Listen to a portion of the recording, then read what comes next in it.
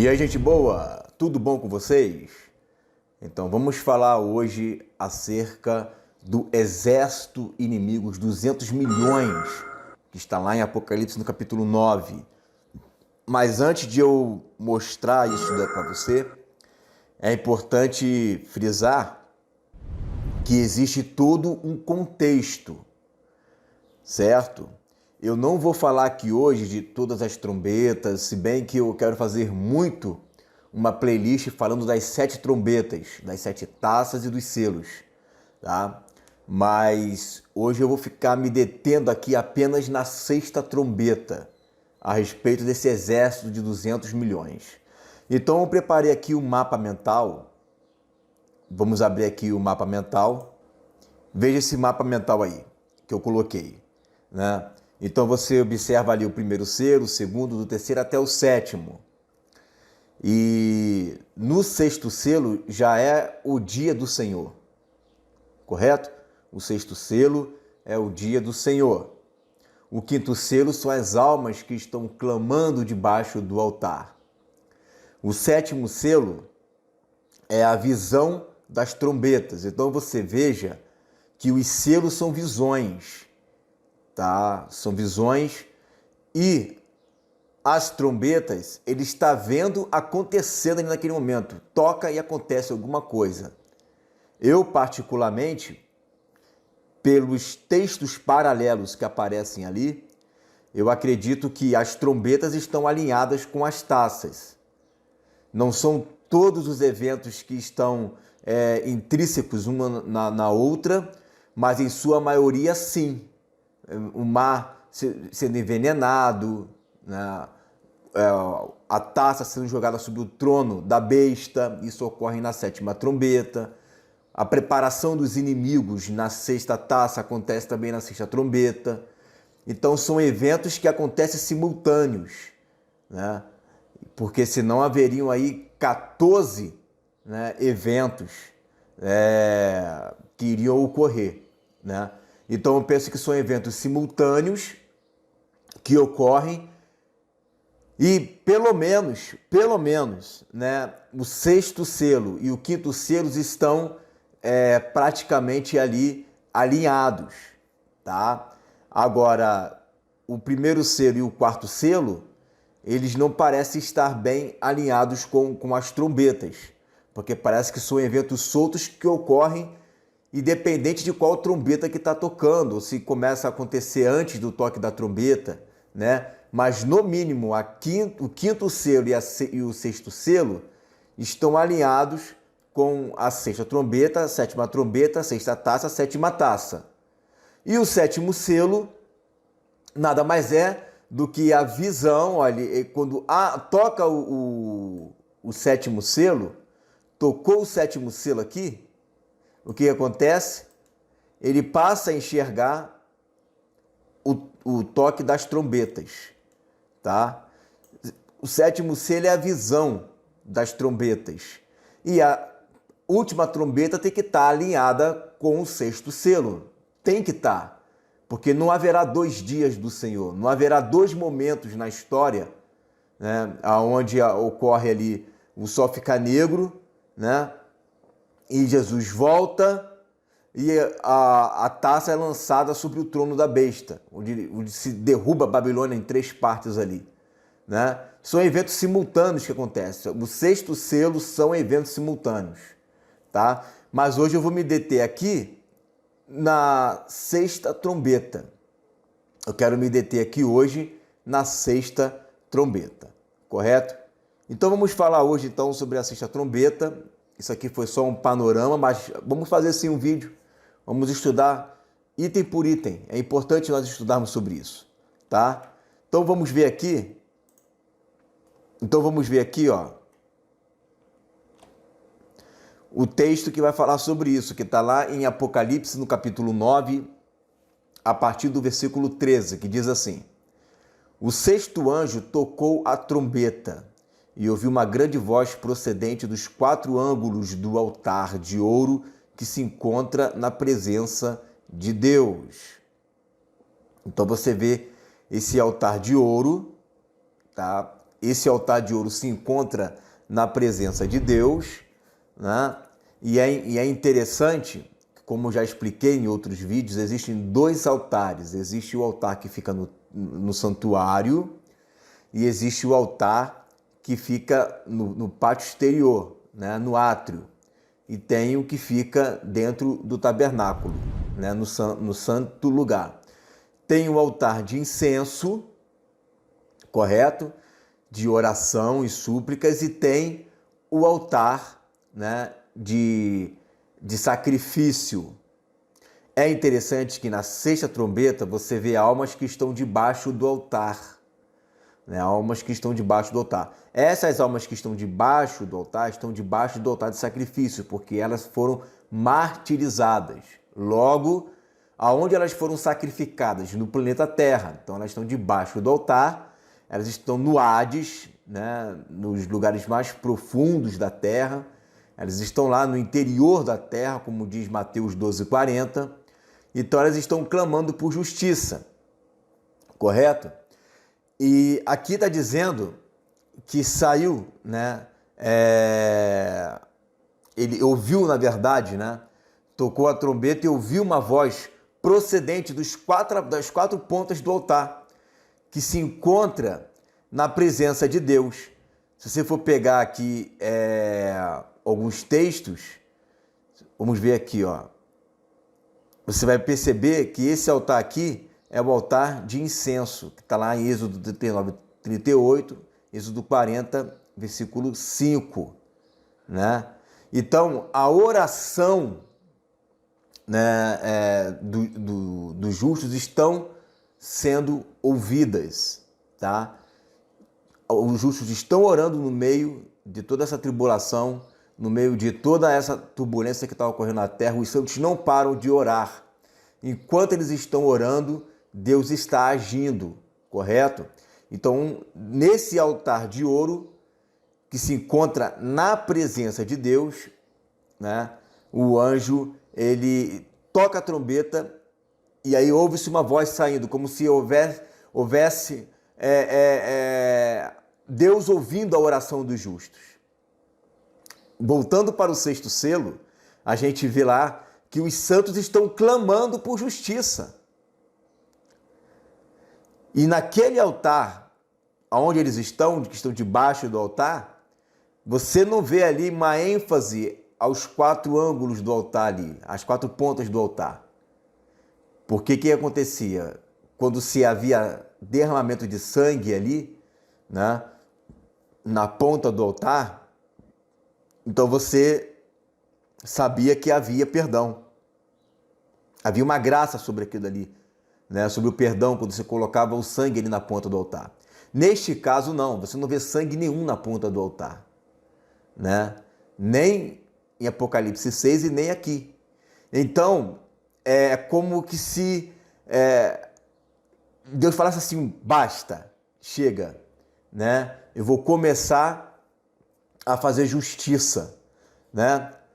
E aí já estamos às portas do juízo de Deus. Já estamos às portas do juízo de Deus. Vamos ver o que vai acontecer então. Deus já vai começar a preparar a cena, a situação, para que a justiça dele venha a ser feita na terra. Ó, dizendo ao sexto anjo, mesmo que tenha a trombeta, qual? A trombeta do versículo 13. Ele está dizendo para o anjo que tocou a trombeta, né? Solta os quatro anjos que se encontram atados junto ao grande rio Eufrates. Solta os quatro anjos, tá? Agora, se você pegar a palavra que solta no grego, né, luo, é libertar alguém que está preso, alguém que está amarrado, né? Alguém que está em cadeias. Então tem gente que acha que esses anjos aqui são anjos de Deus. Eu não acredito nisso, porque anjo do Senhor, um anjo do Senhor, ele jamais iria estar amarrado, preso, acorrentado, né? Não.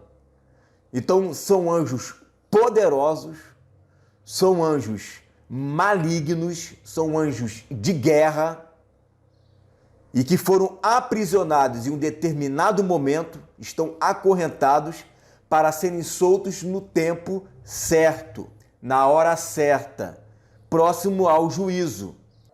Então são anjos poderosíssimos, principados poderosíssimos que foram precipitados e que foram presos por Deus, porque são anjos de guerra, são anjos que eles preparam pessoas, um grande exército para a batalha. E aí nós vamos ver o seguinte, ó, anjos que se encontram atados. Aí você vai ver a palavra aqui, ó, atados, né, presos. Solta os 4 anjos que estão presos. Então, esse texto aqui não vai falar acerca de um exército poderoso de Deus, né? Não está falando de um exército poderoso de Deus, está falando de uma ação que vai ser movida por esses 4 anjos. Esses 4 anjos vão mover uma ação, esses 4 anjos estavam presos, esses 4 anjos estavam atados, né? Amarrados em cadeias, e que no tempo certo eles iriam ser soltos. Esses anjos serão soltos aqui, tá? Esses desse texto, tá?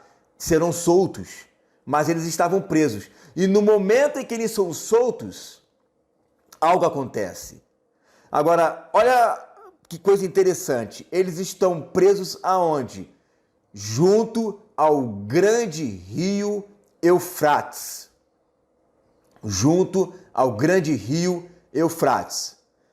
Esse texto do rio Eufrates vai nos levar ao da taça, que está lá em Apocalipse capítulo 16, versículo 12, que diz assim: derramou a sexta taça, né, a sexta sua taça, sobre o grande rio Eufrates, cujas águas secaram, para que se preparasse o caminho dos reis, que vem do nascimento do sol, né? Ou seja, que vem do Oriente, certo? Agora, preste atenção nesse rio Eufrates, que tem uma coisa aqui interessante. Vamos lá, olha esse mapa aqui, gente. Isso aqui é mais ou menos, claro, né? É mais ou menos. Isso aqui é o rio Eufrates, que o seu nascente é lá na Turquia, que vem do rio Murat, e ele termina aqui no Golfo Pérsico. No Golfo Pérsico, tá? Então, ele passa aqui, ó, pelo rio Murat, que são nas montanhas, tá, de Murat, ok? É por aqui, né? Olha aí, ó. Ele vem nascendo, então você vê que é próximo, né? Que é por aqui, ó. Ele vem daqui, eu não vou fazer todo esse percurso, né? E finaliza aqui numa divisa. Divisa com quem? Olha aqui, ó. Olha aqui, como ele pega exatamente aqui na divisa, né? Agora, e termina aqui no Golfo Pérsico. Quais são os países aqui envolvidos? São 4 países: Irã, Iraque, Síria e Turquia. Correto? Ele pega esse estreito aqui todinho, ó, né? E esses rios aqui, eles fazem fronteira, né, para Israel. Correto? Né? Então você percebe que são 4 países que eles fazem delimitações, que eles passam. Olha, você percebe aqui o Irã, olha o tamanho do Irã, olha o tamanho do Israel, pequenininho, ó. Irã, Turquia, Síria, Iraque. Será que são principados dessas nações que vão juntar um exército? Esse exército vão se preparar para a batalha, tá? Eles vão se preparar para a batalha. Agora preste atenção em um texto que eu vou apresentar aqui para vocês, que vai falar uma das características desse exército, porque ele é um exército grande, que se você também dividir ele em 50 milhões para cada país aqui, e que vai receber ajuda, né, do anticristo, porque não são só esses países que estão envolvidos, né? Existe também a Rússia que vai se envolver também nisso daí, né? Então tem outros países que vão se envolver para montar o Magog, tá? Então vamos observar aqui uma coisa, gente. Vamos voltar aqui para o texto, ó. Para que matasse terça parte dos homens. Então, se você dividir essas 200 milhões de exército aí, 50 milhões para cada continente, é muita gente. É muita gente, tá? Porque para matar terça parte dos homens. Neste momento aqui, já vai ter morrido terça parte da terça parte da terça parte. É pouca gente. 200 milhões hoje daria 1,5 bilhão de pessoas mortas. 1,5 bilhão. A própria natureza já vai se encarregar de matar muitas pessoas. E os que sobrarem, esse exército vai fazer isso. Porque quem está no comando desse exército são os 4 anjos que estavam presos. Que estavam presos e foram soltos. Foram desamarrados para poder influenciar esse exército. Ó, o número dos exércitos da cavalaria era de 20 mil vezes de milhares, 200 milhões, né? E eu ouvi o seu número, tá? Aí é interessante que o texto ele vai jogar lá para Daniel 7,10, né? Vai jogar para um rio de fogo que manava e saía de diante de milhares e milhares que o serviam. Não sei para que o camarada jogou para Daniel 7,10, uma pena mesmo, né? Ele fazer um negócio desse. Aí a pessoa ali fica com parafuso na cabeça, porque fica confiando nas referências, né? Versículo 17. Assim, nesta visão, contemplei que os cavalos e os cavaleiros tinham couraça cor de fogo, de jacinto e de enxofre, né? Jacinto aqui, né, é uma cor avermelhada, cor de fogo, de vermelho, de enxofre. A cabeça dos cavalos era como uma cabeça de leão, né? E de sua boca saía fogo, fumaça e enxofre, né? Então você observa que a característica desses cavalos, né, são até semelhantes à dos gafanhotos. Se você for ler a quinta trombeta, são bem semelhantes à dos gafanhotos. Tem algumas diferenças, né? Uma tem dente de leão, aqui tem cabeça de leão, né? Então, o leão remete também à força, né? Vai vir para poder esmagar, estraçalhar. E qual era o símbolo de guerra, né, da Babilônia? Era o leão. O leão era o símbolo babilônico, né? E diz o texto que da sua boca saía fogo, fumaça, enxofre. Mas esse não é o poder dela, tá?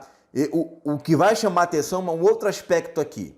Agora, fogo, fumaça e enxofre é porque aonde ela vai entrando, ela vai devastando tudo, vai matando tudo, vai deixando tudo, né, com fumaça, tudo queimado, tudo destroçado, né? Vamos ver aqui, ó.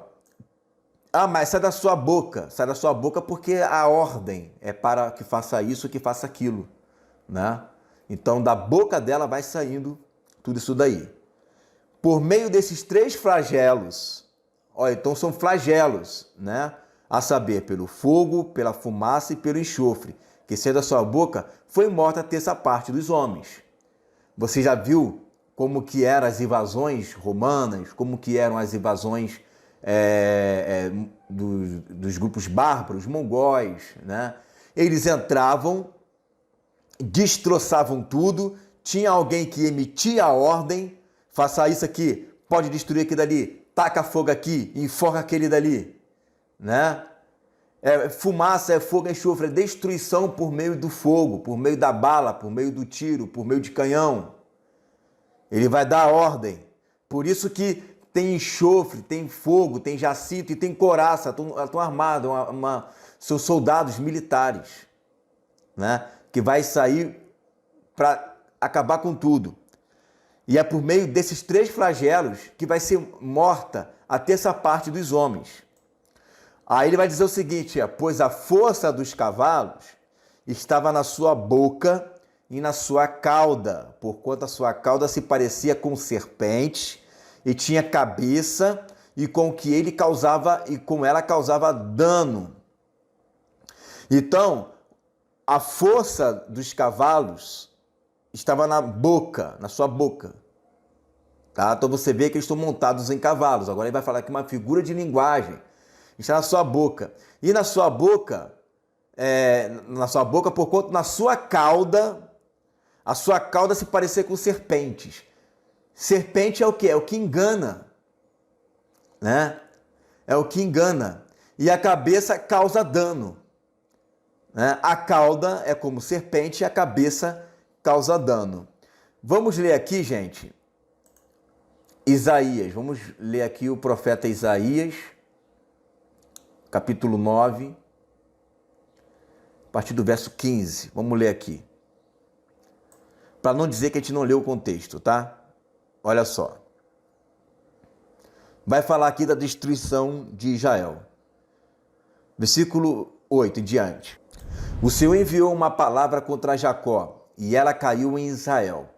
Todo o povo saberá, Efraim e os moradores de Samaria, que em soberba e altivez de espíritos dizem, os tijolos ruíram por terra, mas tornaremos a edificar as pedras lavradas. Cortaram-se os sicômoros, mas por cedros os substituiremos. Portanto, o Senhor suscita contra eles os adversários de Rezim. Rezim ali, né, os adversários, né, de Damasco, o rei de Damasco ali. Rezim era o rei de Damasco durante o reinado de Jotão e Acais. Né? Damasco hoje é a capital da Síria. E ele instiga os inimigos do Oriente, olha aí, do Oriente, né, que está lá em Apocalipse 16, vem os sírios, do Ocidente, os filisteus, e devoram a Israel a boca escancarada. Com tudo isso não se aparta a sua ira, olha aí, dias de ira, hein? E a mão dele continua estendida. Todavia este povo não se voltou com quem um fere, nem busca ao Senhor dos exércitos, pelo que o Senhor corta de Israel a cabeça e a cauda, a palma e o junco no mesmo dia. O ancião, o homem de respeito, é a cabeça, o profeta que ensina mentira é a cauda. Porque os guias desse povo são enganadores, os que por eles são dirigidos são devorados. Então, tem em Israel a cabeça, que é o ancião de respeito, e também tem o profeta, que é a cauda, que é o que ensina mentiras. Então, tem o ancião de respeito, né? E tem o profeta que ensina mentiras, correta? Um é a cabeça, outro é a cauda. E isso em Israel será cortado. Agora, o interessante é que quando a gente entra aqui em Apocalipse no capítulo 9, você também vê essa menção, né? Você vê ali nesse cavalo uma referência à cabeça e uma referência à cauda, né? Olha aqui, ó. Cabeça, né? E a cauda. Então, da mesma forma como em Israel tem um ancião de respeito e tem um profeta que profere mentiras, né? O diabo, que é o imitador de tudo isso, no seu exército, ele também tem um ancião que ensina e um falso profeta. Né? Agora, olha que interessante que quando os exércitos, né, hoje, lá, que fazem a Guerra Santa, que eles chamam de Guerra Santa, né? Eles não chegam simplesmente matando. Eles vão lá e vão dizer, você nega a Jesus, você quer servir a lá? Eu vou te ensinar como é que se faz para servir a lá. Né? É assim que eles fazem. E olha que interessante, gente, como isso é tão sério, que se a gente for aqui em Apocalipse 16, que vai falar sobre o rio Eufrates, olha o que diz aqui. Então vi sair da boca do dragão, da boca da besta e da boca do falso profeta 3 espíritos semelhantes a rãs, porque eles são espíritos de demônios, operadores de sinais, e se dirige aos reis do mundo inteiro, a fim de ajuntá-los para a peleja do grande dia do Deus Todo-Poderoso. Então, essa galera aí, né, que estão se ajuntando, que é um exército. Neste exército você vê os militares, você vê ali um ancião de respeito, claro, né, para eles, e você também vê ali profetas com sinais, instigando as nações a lutarem contra Jerusalém, mas elas primeiro partem para o mundo inteiro. Elas partem para o mundo inteiro e quem eles vão conquistando vão se juntando, se agrupando para a peleja do grande dia do Deus Todo-Poderoso. Então, voltando para Apocalipse capítulo 9, vamos finalizar aqui, ó. Versículo 20. Os outros homens que não foram mortos por esses flagelos não se arrependeram das obras das suas mãos, deixando de adorar os demônios e os ídolos de ouro, de prata, de cobre, de pedra e de pau, que nem podem ver, nem ouvir, nem andar. Ou seja, né, mesmo terem sido... Você vê que sempre sobra gente, tem gente sobrando. Essa galera sobrou, né? E os que sobraram ainda não se arrependeram. São homens ímpios, gente. Deus está dando ali a oportunidade para eles se arrependerem. E eles não querem se arrepender, né? Nem ainda se arrependeram dos seus assassínios, nem das suas feitiçarias, nem das suas prostituições e nem dos seus furtos, né? E aí vem a atacada final, que é a sétima trombeta, que é a ira de Deus, né? E aí é onde vai ter o Armagedon e onde vai se desencadear numa varredura. Está lá no Joel capítulo 2, tá? Vai falar para tocar a buzina em Sião, e aí vai se levantar um outro exército. Este outro exército, está lá em Joel capítulo 2, vai percorrer por toda a terra. Vai sair procurando os homens. Se você for ler em Jeremias capítulo 4, os homens estão escondidos nos penhascos, nas cavernas. Apocalipse capítulo 6, vai estar todo mundo se escondendo da ira.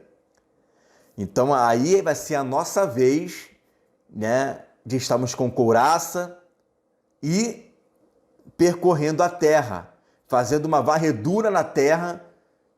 E eu creio particularmente que esses são os 45 dias, né, que sobram ali, aquela rebarba, onde a gente vai estar ali fazendo essa varredura na terra. E logo em seguida vão ter os 7 meses, né? Isso está lá em Ezequiel capítulo 39, vão ter 7 meses onde vão ser enterrados os mortos, que vão estar espalhados, né, por toda a Palestina, 300 mil quilômetros de extensão, né, 300 quilômetros de extensão, onde vão estar ali aqueles mortos. Todos esses exércitos vão estar mortos e vão ser 7 meses para aí então a terra está purificada. É um período de transição. Jesus não chega a ter um reino milenar, né? Jesus chega e tem esse período de transição até então ter o reino milenar. O reino milenar é um reino de paz. Então esse período ainda vão estar se enterrando os mortos, né? E vai ter que reconstruir aquele templo lá de Ezequiel, correto? Então, gente, é isso daí. Então, Ezequiel não, vamos estar estudando, né, Apocalipse, né? Também vamos estar estudando Ezequiel, mas hoje focamos na sexta trombeta, saber quantas informações tem, mas a gente vai estudar trombeta por trombeta, certo? Então, fica essa palavra em nome de Jesus.